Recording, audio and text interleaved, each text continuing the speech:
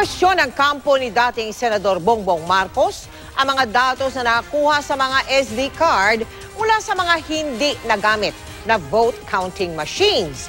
Ayon sa kampo ni Marcos, patunay ito na may dayaan daw noong nagdaang eleksyon.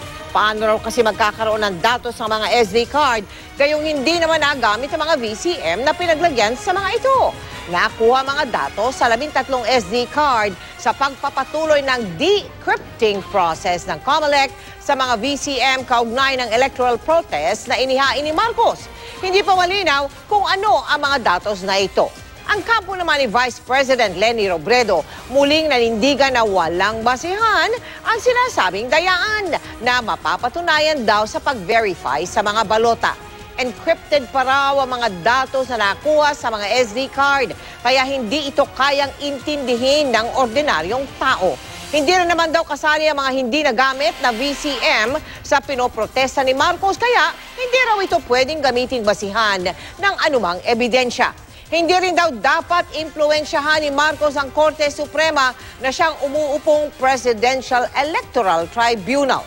Ayon kay COMELEC spokesman James Jimenez, mas mainam kung hihintayin na lang ang resulta ng decrypting process. Hindi raw tama na magbigay ng komento sa kalagitnaan ng proseso.